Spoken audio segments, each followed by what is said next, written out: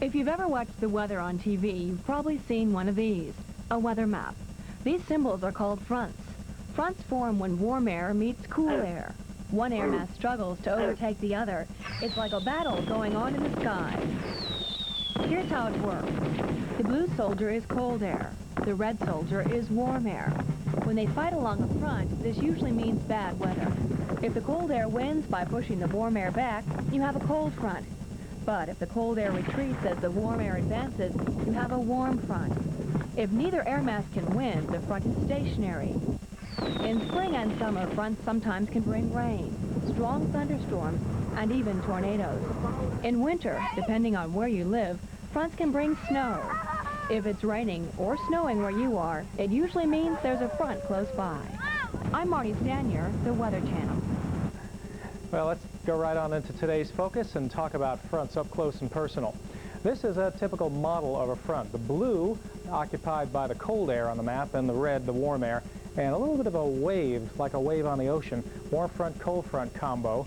Now the warm fronts would be the line with the red semicircles or half a circle, blue line with triangles, cold front, advancing this way, warm front this way, and counterclockwise circulation around low pressure, which would be right at the apex of that wave. The warm front would move further northward and a cool front further southward. And sometimes these cool fronts catch up with the warm fronts, which we'll get to in just a minute. High and low positions, this would be the low, and the high back here as things turn around kind of like this. Now let's sort of put a slice right through one of these fronts. This is looking up and to the surface, right through with a cold front coming through like a plow. There's warm air ahead of it, it's rising, and it usually has some moisture. You lift that moisture by this plow effect, and you get showery precipitation, sometimes even thunderstorms. Now with a warm front moving in, it's a more of a gentle type of a change. The cold air is heavy, it doesn't want to be displaced. This warm air is lighter, pushing it from above, and that rising up of warm moist air over that cold frontal surface gives you clouds and precipitation. Another look at it, as in maybe springtime, possibly a situation that could give you severe thunderstorms. We could see a cool front beginning to catch up with the warm front now, moving faster, warm air flowing up and over a cool boundary. And that cold air undercutting the warm air right about here. This is where you could get an occluded front, sometimes if the cool air races and catches up to the warm front. But that cool front undercutting the warm moist air, quick to lift the storms, gives you thunderstorms. Sometimes they are severe. The warm air overrunning the cold to the north could give you rain or snow out of the same system that gives you possible severe storms, and you get that a lot in the springtime.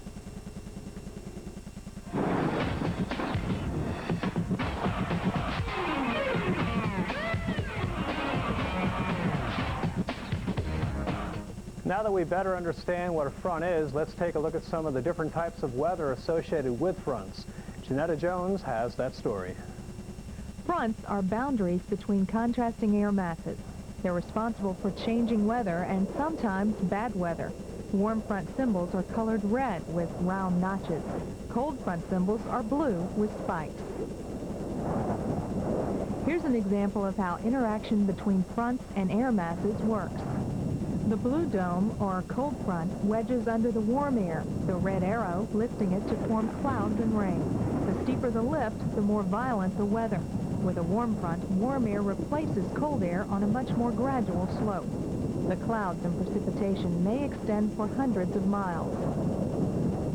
The changes that fronts can bring depend on the season. A winter cold front could replace 50-degree temperatures with 30-degree temperatures and snow. A summer cold front could drive 95-degree air down to 75 degrees. Jeanetta Jones, the Weather Channel.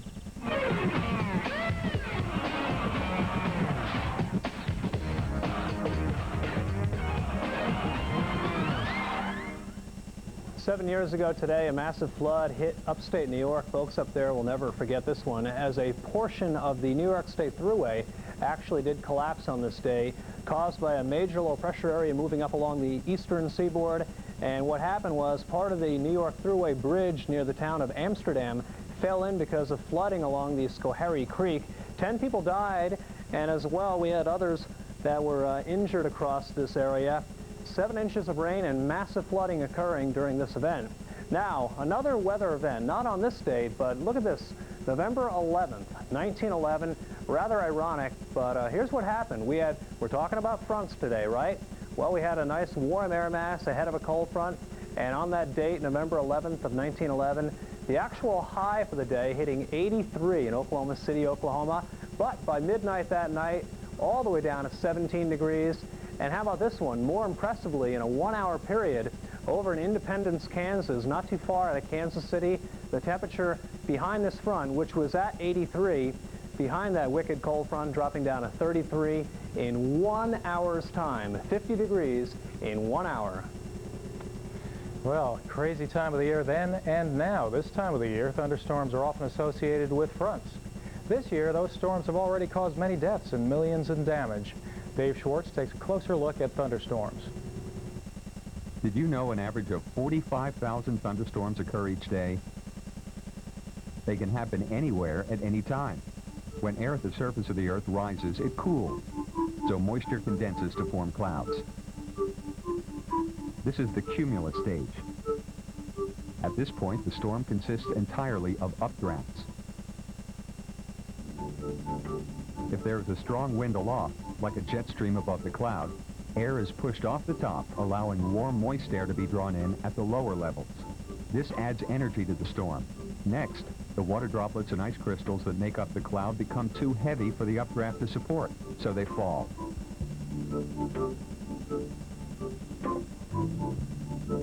As they drop, they pull air downward, creating downdrafts. The final result, a mature thunderstorm, one that produces thunder, lightning, and in extreme cases, tornadoes.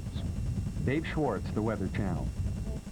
As we well know, April is a very transitional month in which you start relatively chilly, then warm up quite a bit as we get into the early part of May. Take a look at our planting calendar here for you again. You may want to hold off on any kind of planting till about May 1st if you're up there in Iowa and Illinois.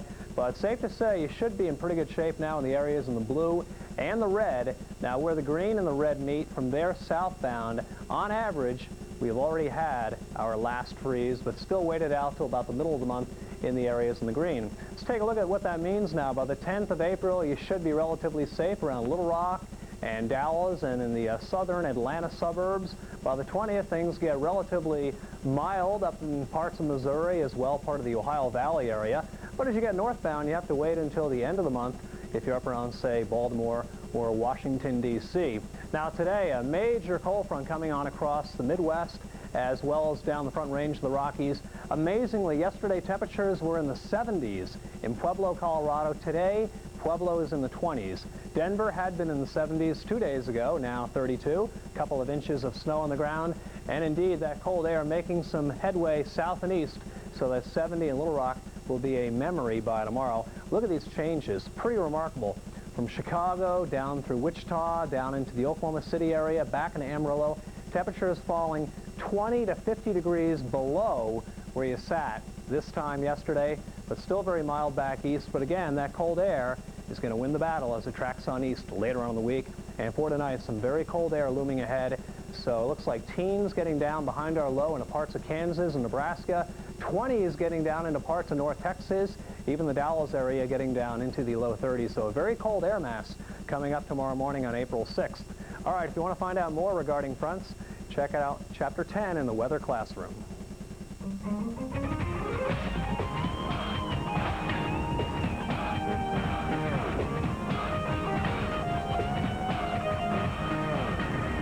The Weather Classroom is a production of the Weather Channel. To find out how to obtain a copy of the Weather Classroom textbook, call 404-801. It's America's Game.